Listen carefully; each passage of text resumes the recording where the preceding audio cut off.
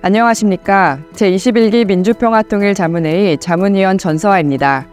2024년 3분기 정책권의 의견 수렴 주제는 통일 환경 급변에 따른 북한 변화 및 국론 결집 방안입니다. 북한은 남북 관계를 적대적이고 교전 중인 두 국가, 철두철 미 제1의 적대국, 불변의 주적 관계로 규정하면서 군사적 위협과 대남 비방을 지속하고 있습니다. 김정은은 지난 1월 시정연설에서 유사시 핵무력을 포함한 모든 물리적 수단과 역량을 동원해 남조선 전 영토를 평정하기 위한 대사변을 준비하겠다라며 대남 무력 통일을 시사한 바 있습니다. 또한 북한은 대륙간 탄도미사일 ICBM 도발과 지대공 미사일 시험 등 재래식 군사 도발을 자행하며 한반도에서의 긴장 수위를 지속적으로 높이고 있습니다. 이에 더해 북한은 우리 정부에 대한 비방과 함께 지난 5월부터 9차례에 걸쳐 2,900여 개 이상의 대남 오물풍선을 살포하는 등 군사적, 비군사적 수단을 결합하여 지속적으로 위협을 가하고 있습니다. 또한 북한 정권은 반동사상문화배격법, 청년교양보장법, 평양문화보호법 등 주민통제 강화를 위한 3대 악법을 제정하여 북한 주민의 인권을 침해하고 있습니다. 특히 한국 드라마를 시청하거나 오빠, 남친 등의 한국 말투를 사용할 경우 최대 무기 노동 교화형 또는 사형에 처할 수 있도록 규정하는 등 북한 주민의 정보 접근권을 제한하고 사상, 표현의 자유 등을 억압하고 있습니다.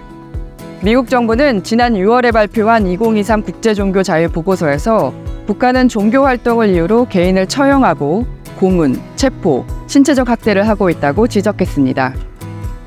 또한 2024 인신매매 실태보고서에서는 북한을 22년 연속 최악의 인신매매 국가로 지정하였습니다. 코로나19 팬데믹 이후 체제 이완에 대한 두려움으로 인해 북한 정권의 주민 감시와 통제가 강화되면서 북한 인권 환경이 더욱 악화된 것으로 평가되고 있습니다.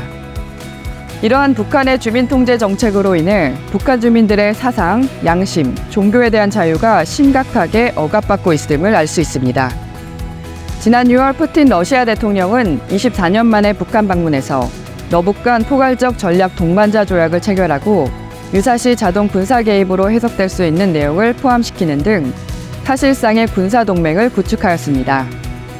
이에 대해 윤석열 대통령께서는 제74주년 6.25 전쟁기념사에서 러시아, 북한 간 사실상의 군사 동맹이 유엔 안보리 결의를 정면으로 위반하는 것이라며 역사의 진보에 역행하는 시대착오적 행동이라고 말씀한 바 있습니다. 글로벌 진영 갈등 심화 속 북중러 연대 강화는 북한 비핵화와 북한 인권 문제 해결을 위한 국제사회 공조체계의 균열을 발생시킬 수 있습니다. 따라서 우리는 러북 정상회담이 북중러 삼각 연대에 미치는 영향을 예의주시하면서 한미일 3국 협력 체계를 더욱 공고히 할 필요가 있습니다. 북한은 대남 비방을 지속하는 가운데 우물풍선 살포, 탄도미사일 발사 도발 및 서해 GPS 교란 시도 등 대남 위협 수위를 고조시키고 있습니다. 이에 윤석열 대통령께서는 6.25 전쟁기념사에서 대한민국의 자유민주주의와 국민의 삶을 지키기 위해 강력한 힘과 철통 같은 안보가 중요함을 강조하며 북한의 도발에 압도적으로 단호하게 대응해 나갈 것이라고 하였습니다. 또한 윤석열 대통령께서는 지난 7월 나토 퍼블릭 포럼 인터세션 기조연설에서 대한민국은 국제사회와 힘을 합쳐 러북의 불법적인 군사경제 협력을 차단해 나가야 함을 강조하였습니다. 최근 북한의 오물풍선 살포 등 지속적인 도발 상황에서 우리 사회는 대북전단 규제에 대한 상반된 입장이 존재하고 있으며 한반도의 군사적 긴장이 고조됨에 따라 남남 갈등은 더욱 심화될 우려가 있습니다. 통일연구원 통일의식조사 2024에 따르면 통일이 필요하다고 응답한 비율은 52.9%포인트로 10년 전보다 16.4%포인트 감소하는 등 통일의 필요성에 대한 인식도 저하되고 있습니다. 민주평통 2024년 1분기 국민통일 여론조사 결과에 따르면 국민 65.8%는 통일 환경 변화를 고려하여 새로운 통일 비전을 제시할 필요가 있다고 인식하고 있습니다. 또한 국민들은 통일의지 결집을 위해서 국제사회와의 협력과 북한 실태에 대한 정확한 정보 공유 및 확산이 중요하다고 인식하고 있습니다. 남남 갈등을 해소하고 통일 필요성에 대한 인식을 제고하기 위해서 자유민주적 기본 질서에 기반한 통일 비전을 제시하고 국민 통일 의지를 결집해 나가야 할 시점입니다. 윤석열 대통령께서는 지난 7월 제1회 북한 이탈 주민의 날 기념사에서 북한 주민은 대한민국 헌법상 대한민국 국민이고 국민을 보호하는 것은 국가의 가장 기본적인 책무라고 강조하며 북한 이탈 주민이 대한민국과 하나가 되는 순간 진정한 자유통일이 시작된다고 하였습니다. 또한 민주평통 멘토링 사업을 직접 언급하며 먼저 온 탈북민이 나중에 온 탈북민을 보살피고 탈북민의 자립 공동체가 형성되도록 하겠다고 말씀하였습니다.